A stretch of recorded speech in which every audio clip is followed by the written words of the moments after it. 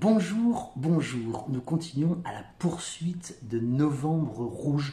On va en Argentine. Il y a eu les élections législatives et sénatoriales partielles. Alors là, c'est une défaite pour le péronisme. Alors défaite relative. Pourquoi relative? Parce que effectivement, la droite néolibérale l'emporte de 10 points. Non, ce qui était plus ou moins prévu, en tout cas, c'est ce que les sondages et les primaires ouverte et obligatoire avait révélé il y a de cela quelques semaines. Donc défaite, effectivement, mais défaite relative parce que le péronisme conserve d'une courte tête, un ou deux députés, la majorité à l'Assemblée nationale. Pour parler de ça, nous sommes avec Marco Teruggi.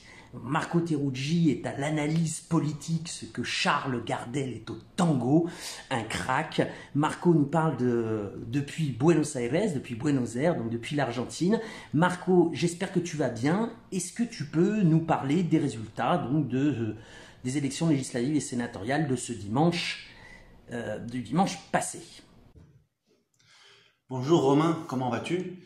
Bien, nous allons parler des élections législatives en Argentine qui ont eu lieu dimanche. Des élections qui ont eu lieu dans un contexte très difficile, un contexte d'un pays qui venait d'une crise très forte des 4 dernières années où il a été gouverné par l'ancien président Mauricio Macri et qui, une fois qu'a commencé à gouverner, a été face à face à la pandémie, comme tous les pays du monde, mais avec une situation économique très difficile, en particulier la question de la dette externe, tant avec des secteurs privés qu'avec le Fonds monétaire international. Dans ce contexte, il y a eu les élections, il y avait déjà eu les primaires au mois de septembre où il y avait eu un résultat très mauvais pour l'actuelle coalition de gouvernement, le Front de tous. Et donc, par rapport à ces résultats et par rapport aux résultats de dimanche, on peut dire qu'il y a eu une certaine capacité de avoir un meilleur score dans des régions qui sont stratégiques, comme principalement la province de Buenos Aires, qui est la principale province en termes de géographie, de population et d'électeurs, où il y avait eu une différence de un peu plus de 5 points pour les primaires, et maintenant le Front de tous a réussi à raccourcir cette distance à peu près 1 point. Donc ça, c'est à peu près, disons, l'élément positif le plus important pour ce que ça représente en termes politiques, symboliques et en vue des futures présidentielles en 2023. Après, il y a des résultats très adverses qui étaient attendus, par exemple à la ville de Buenos Aires.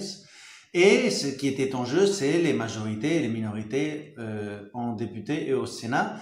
Et un peu le résultat final, c'est qu'il y a une sorte de résultat où le péronisme, le Front de tous, perd la majorité propre au Sénat et a une parité avec la droite, avec l'opposition, et la même chose aux députés où on est encore en train de débattre, voir si un ou deux, surtout un, va passer du côté de l'opposition pour arriver à peu près une parité entre les deux.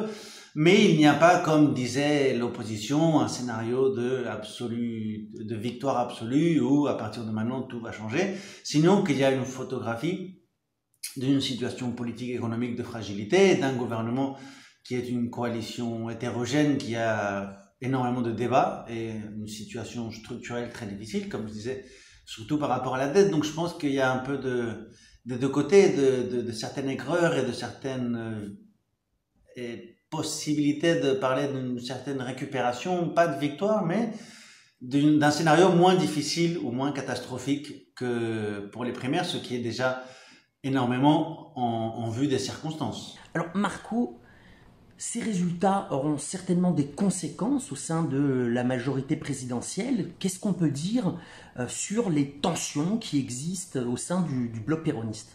Je pense que faut pouvoir analyser le Front de tous. Faut penser à que c'est une coalition hétérogène où il y a tant ce qu'on appelle en termes généraux le kirchnerisme, qui est la force politique que conduit Cristina Fernández de Kirchner, et d'autres secteurs du péronisme, principalement le président ou le président de la Chambre des députés, Sergio Massa, qui venait d'autres secteurs du péronisme et qui d'ailleurs en 2008-2009 sont partis du projet où était présidente Cristina Fernández. Donc il y avait déjà un scénario de différence, de tension, je pense aussi d'horizon stratégique dans un point qui ont du mal à penser une confluence commune. Mais il y avait eu la construction d'un front commun en 2019 en vue de l'importance de pouvoir gagner à Macri. Et je pense que ça, évidemment, c'est entré en tension depuis déjà quelques mois, chose qui est très visible et qui avec les derniers résultats, montre évidemment la situation de tension, mais qui, pour ce qu'on peut voir jusqu'à présent, n'arrive pas à un point de possible rupture, etc. Si, à un grand débat, plusieurs grands débats par rapport à la dette, surtout avec le Fonds monétaire international. A priori, Alberto a dit, le président, que le 1er décembre, il va présenter au pouvoir législatif le projet de négociation qu'il a fait avec le Front.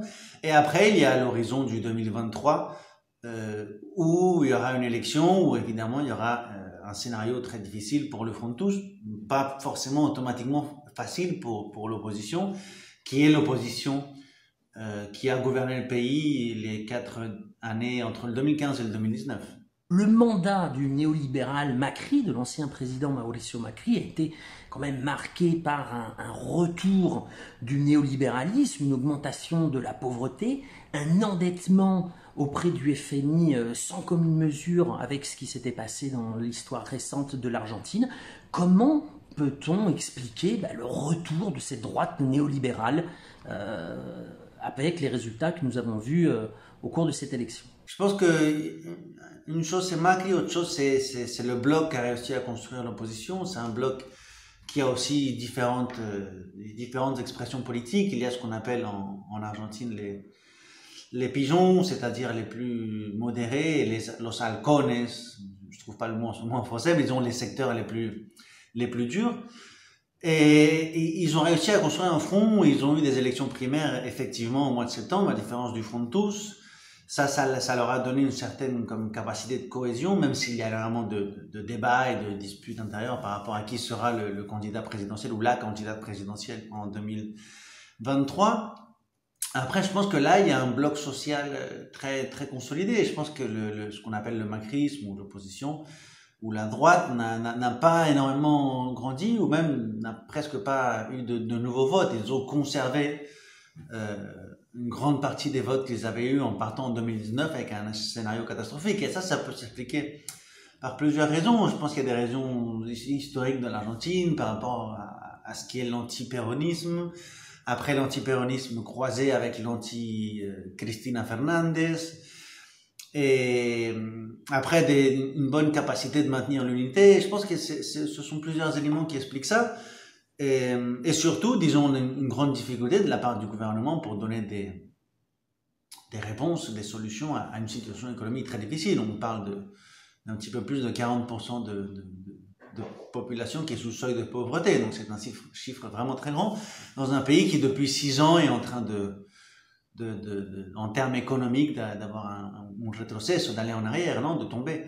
Donc je pense que c'est un peu la combinaison des variables, et je pense que c'est aussi dans ce scénario de crise, de non-réponse, qu'il faut penser le personnage de Milei, c'est ce personnage qui s'autodéfinit comme libertaire, qui a eu un bon résultat dans la ville de Buenos Aires avec un peu plus de 17%, qui en termes d'espace de famille politique internationale fait partie de l'espace de la famille politique de Bolsonaro, par exemple, au Brésil, ou de l'uribismo en Colombie, et tout ce courant de droite qui s'organise, d'extrême droite. Je pense que lui aussi, c'est un émergent, c'est une conséquence, disons, d'une situation où il n'y a pas de réponse, où il n'y en a pas suffisamment, disons, en termes matériels, en termes politiques. Ça fait partie de la difficulté du Front de Tous de reconstruire une épique, de reconstruire des drapeaux politiques, de reconstruire une mobilisation, ce qui est très fort dans la culture politique du péronisme en Argentine. Et la figure de Milei, je pense qu'il faut la comprendre un peu dans ce scénario-là, politique, dans le scénario socio-économique, et dans aussi cette configuration où il y a effectivement des forces médiatiques, économiques qui travaillent et qui installent la stratégie d'émergence de ce genre de phénomène politique qui a en ce moment, dans beaucoup de pays du monde, une force préoccupante. Évidemment, après ces élections, on a en tête les prochaines élections présidentielles. Comment vois-tu, Marco, l'avenir de l'Argentine? Qu'est-ce qu'il faut penser pour le futur? Je pense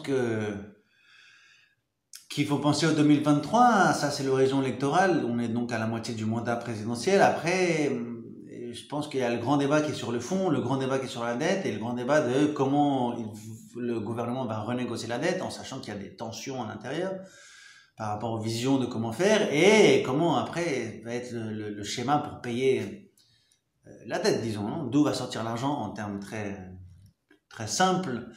Là, la droite a toute une série de propositions très évidentes, comme la réforme du travail, par exemple.